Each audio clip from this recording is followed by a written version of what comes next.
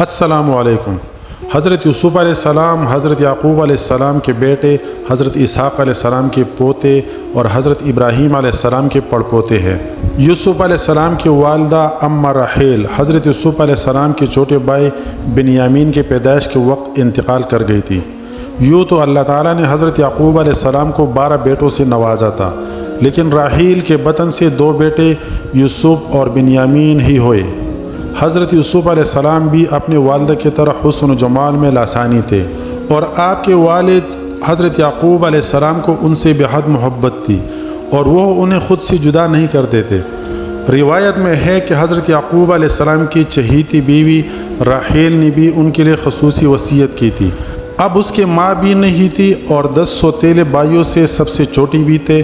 پھر شدید قربت اور محبت کا یہ سبب بھی تھا کہ حضرت یعقوب علیہ السلام نے حضرت یوسف علیہ السلام کی پیشانی پر چمکتے نور نبوت کا مشاہدہ بھی کر لیا تھا۔ اللہ عز و جل نے قرآن کریم کے 111 آیات پر مشتمل پوری ایک سورہ یوسف میں حضرت یوسف علیہ السلام کے واقعے کو بیان فرمایا ہے۔ اس صورت میں بیان کردہ واقعہ کو احسن القصص یعنی بہترین واقعہ کہا گیا ہے۔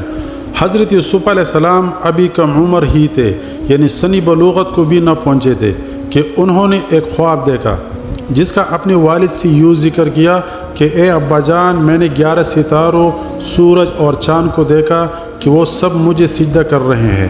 حضرت یعقوب علیہ السلام نے جب بیٹے کا خواب سنا تو سمجھ گئے کہ یہ بڑے ہو کر اللہ تعالیٰ کی جانب سے ایک عظیم منصب پر فائز ہوں گے۔ اس لیے انہیں اندیشہ ہوا کہ یوسف علیہ السلام کے سوتیلے بھائی ان کی عظمت کا اندازہ لگا کر شیطان کے بہکاوے میں آ کر ان کے دشمن نہ ہو جائے اور انہیں کوئی نقصان نہ پہنچائے۔ چنانچہ انہوں نے کہا، اے پیارے بیٹے، اپنے اس خواب کا ذکر اپنے بھائیوں سے ہرگز نہ کرنا، ایسا نہ ہو کہ وہ تمہارے ساتھ کوئی فریب کرے اور تمہیں کوئی نقصان نہ پہنچا دے۔ کچھ شک نہیں کہ شیطان انسان کا کلّا دشمن ہے۔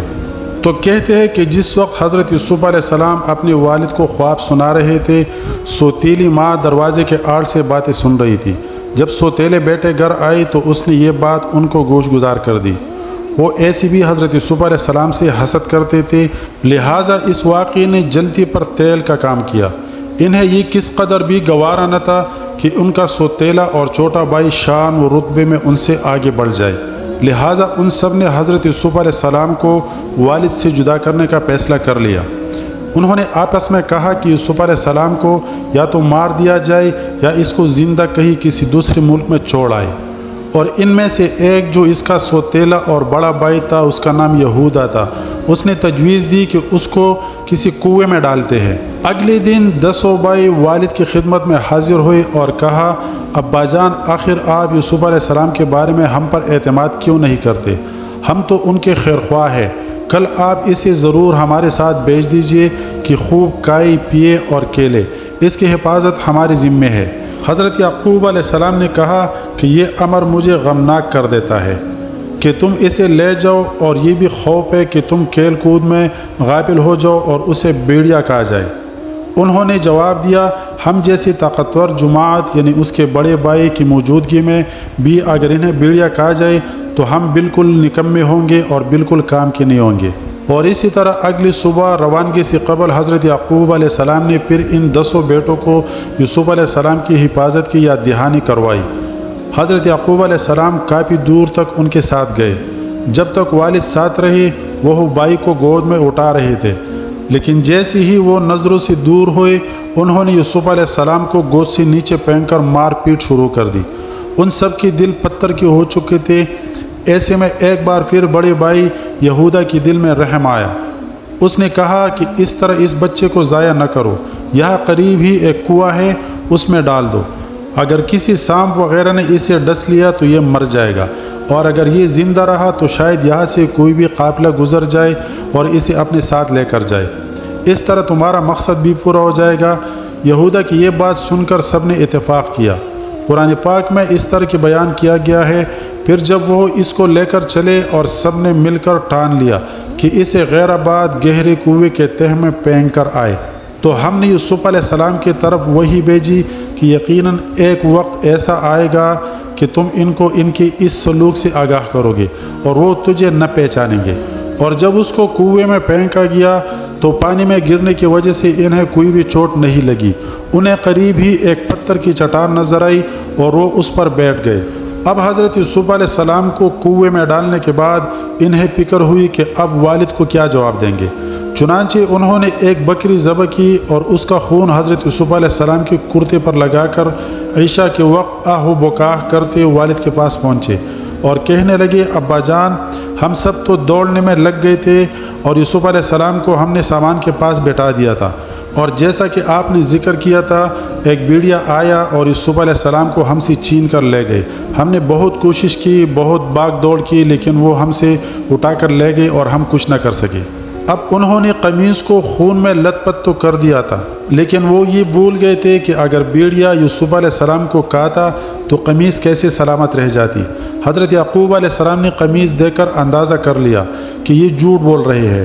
آپ نے فرمایا، میرے بیٹو، یہ کیسا حکیم اور عقل مند بیڑیا تھا کہ یوسف علیہ السلام کو اس طرح کھایا کہ اس کے کرتا کہیں سے بھی نہ پٹا اور صحیح سالم رہا۔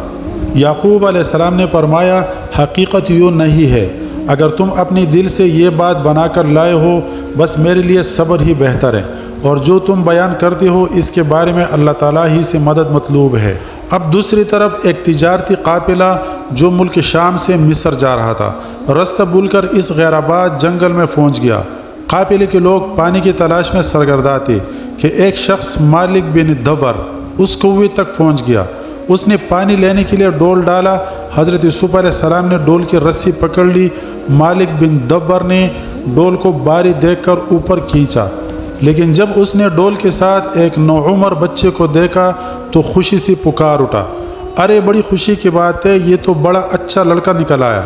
اب یوسف علیہ السلام کا ایک سوتیلا بھائی روزانہ یوسف علیہ السلام کو دیکھنے آتا تھا۔ اس روز جب وہ کنویں پر آیا اور یوسف علیہ السلام کو نہ پایا تو بھائیوں کو بلا لایا۔ سب یوسف علیہ السلام کو تلاش کرنے قافلے والوں کے پاس جا پہنچے اور ان سے کہا، تمہارے پاس جو لڑکا ہے وہ ہمارا غلام ہے، ہم سے بھاگ آیا ہے، اب یہ ہمارے لیے بیکار ہے، تم چاہو تو اسے خرید لو۔ اور اسی طرح اس قافلے والوں نے حضرت یوسف علیہ السلام کو اس کے بھائیوں سے خرید لیا۔ اب اس کے بھائی قافلہ روانہ ہونے تک وہاں رہے، کچھ دور ان کے ساتھ بھی چلے اور ان لوگوں سے کہا کہ اسے باندھ کر رکھے، ایسا نہ ہو کہ پھر بھاگ جائے۔ انہیں ڈر تھا کہ کہیں وہ بھاگ کر والد کے پاس نہ پہنچ جائے۔ قافلے والوں نے حضرت یوسف علیہ السلام کو مصر کے بازار میں فروخت کر دیا۔ ایک تفسیر میں لکھتے ہیں کہ لوگوں نے بڑھ چڑھ کر قیمتیں لگانا شروع کی، یہاں تک کہ حضرت یوسف علیہ السلام کے وزن کے برابر سونے، وزن کے برابر مشک اور وزن کے برابر ریشمی کپڑے میں فروخت کر دیے گئے۔ حضرت یوسف علیہ السلام کو خریدنے والا شخص عزیز مصر یعنی وزیر مملکت مصر تھا، جو خزانہ اور امور سلطنت پر حاوی تھا۔ عزیز مصر حضرت یوسف علیہ السلام کو خوشی خوشی اپنے گھر لے آیا اور بیوی کو نصیحت کی کہ اسے بہت زیادہ پیار و محبت سے رکھو، اور اسی طرح حضرت یوسف علیہ السلام عزیز مصر کے محل میں بڑی سکون اور اطمینان کے ساتھ رہ رہے تھے۔ عزیز مصر آپ کی دیانت، شرافت، پاکیزگی، سچائی اور بردباری سے بے حد متاثر تھا، لیکن ابھی اللہ تعالیٰ کو حضرت یوسف علیہ السلام کے مزید امتحانات سے گزارنا تھا، اور کچھ ہی عرصہ گزرا تھا کہ یوسف علیہ السلام کی جوانی اور حسن میں مزید اضافہ ہوا تھا۔ عزیز مصر کی بیوی زلیخا آپ کے حسن سے بہت متاثر تھی۔ وقت گزرنے کے ساتھ ساتھ اس کی نیت بدلنے لگی اور اس نے آپ پر ڈورے ڈالنے شروع کر دیے، اور اسی طرح زلیخا نے یوسف علیہ السلام کو بہلانے پسلانے کی بہت کوشش کی۔ آخرکار ایک دن اس نے دروازے بند کر دیے اور کہنے لگی کہ آ جاؤ، لیکن جب حضرت یوسف علیہ السلام نے دیکھا کہ یہ عورت شیطان کے چنگل میں پھنس کر دعوت گناہ پر مصر ہے تو باہر نکلنے کے لیے دروازے کی جانب بھاگے۔ زلیخا پکڑنے کے لیے ان کے پیچھے دوڑی، ان کی قمیص کا پچھلا دامن اس کے ہاتھ میں آ گیا، جسے اس نے اپنی طرف کھینچا تو وہ پھٹ گیا۔ حضرت یوسف علیہ السلام باہر نکلے تو سامنے عزیز مصر کھڑا تھا، پیچھے زلیخا بھی باہر آ گئی۔ اس نے شوہر کو دروازے پر کھڑا دیکھا تو معصوم بن گئی اور حضرت یوسف علیہ السلام پر الزام لگاتے ہوئے گویا ہوئی، جو شخص تیری بیوی کے ساتھ برا ارادہ کرے تو بس اس کی سزا یہی ہے کہ اسے قید کر دیا جائے اور اسے کوئی دردناک سزا دی جائے۔ حضرت یوسف علیہ السلام نے جب دیکھا کہ اس عورت نے الزام انہی پر لگا دیا تو صورتحال کو واضح کر دی اور بولے یہی مجھے اپنی نفسیاتی خواہش پورا کرنے پر مجبور کر رہی تھی۔ عزیز مصر کے سامنے ایک طرف بیوی تھی جو حضرت یوسف علیہ السلام پر بدکاری کا الزام لگا رہی تھی، تو دوسری طرف حضرت یوسف علیہ السلام تھے کہ جن کے شرافت، پاکیزگی، صداقت اور سچائی مسلمہ تھی، اور سوچ رہا تھا کہ ان میں سے کون سچا ہے۔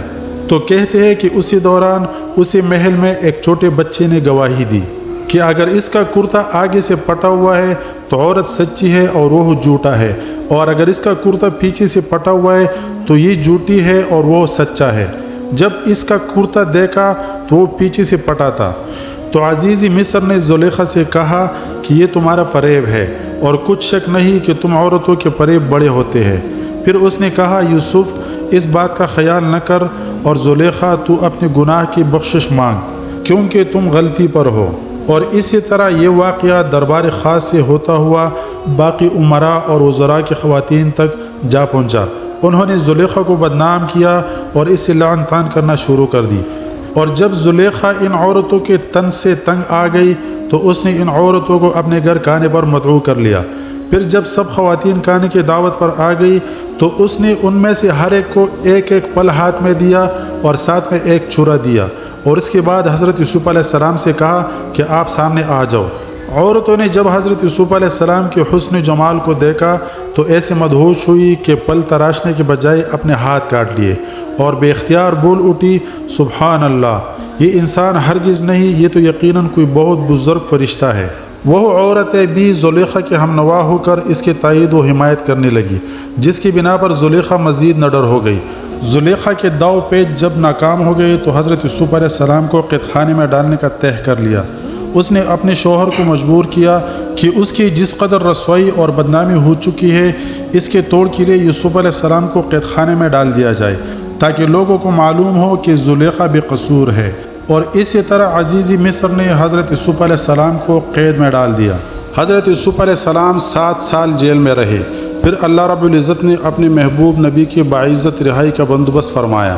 ہوا یوں کہ مصر کے بادشاہ نے ایک ایسا حیران کن اور پریشان کن خواب دیکھا کہ درباری اور مصاحبین بھی ان کی تعبیر نہ بتا سکے۔ بادشاہ نے خواب دیکھا کہ 7 موٹی گائے ہیں جنہیں 7 دبلی گائے کاتی ہے، اور 7 سبز خوشے ہیں اور 7 خشک۔ تو بادشاہ نے دربار والوں سے اس خواب کی تعبیر طلب کی اور کہا کہ مجھے اس کی تعبیر بتاؤ۔ تو دربار والوں نے کہا کہ یہ خیالی خواب ہے، ہم ایسے خوابوں کی تعبیر نہیں جانتے۔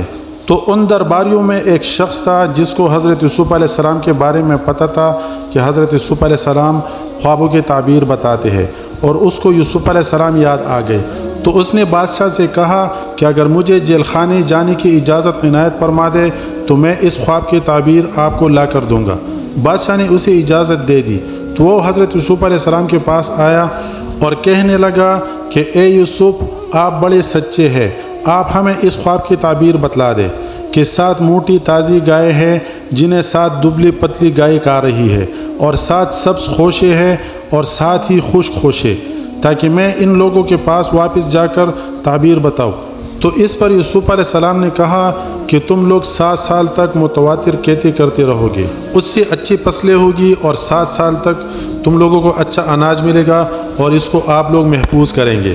اور اس کے بعد مصر میں 7 سال قحط پڑے گا، لوگ پریشان ہوں گے، لوگ تنگ ہوں گے، اور جو غلہ آپ لوگوں نے محفوظ کر کے رکھا ہوگا وہی غلہ آپ کا کام آئے گا۔ اور یوسف علیہ السلام نے اس کو سمجھایا کہ پہلے 7 سالوں میں جو اچھا فصل ہوگا آپ اس کو اچھی طرح محفوظ کر کے رکھ دو، جتنا آپ اس سے کھاؤ گے اس کے بعد جتنا غلہ بچے گا آپ اس کو اپنے بڑے بڑے خوشوں میں محفوظ کر کے رکھو، اور قحط سالی کے دوران آپ کا کام آئے گا۔ اور جب وہ آدمی چلا گیا اور بادشاہ کے پاس، اور اس نے بادشاہ کو اس کے خواب کی تعبیر سنائی، تو بادشاہ بہت خوش ہوا اور اس نے حکم جاری کیا کہ اس بندے کو جس نے خواب کی تعبیر سنائی ہے، یعنی حضرت یوسف علیہ السلام کو میرے پاس لے کر آؤ۔ حضرت یوسف علیہ السلام کو دربار میں لایا گیا تو بادشاہ نے بڑا پرتپاک خیر مقدم کیا اور آپ سے خواب کی تمام تفصیلات اور ان کا حل دریافت کیا۔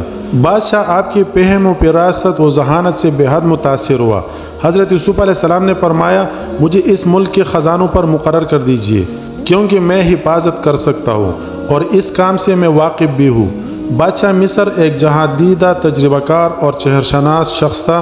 اس نے آپ کو خزانے کی سمیت امور مملکت میں مختار کل بنا دیا، یعنی ہر چیز کی اس کو اختیار دے دی۔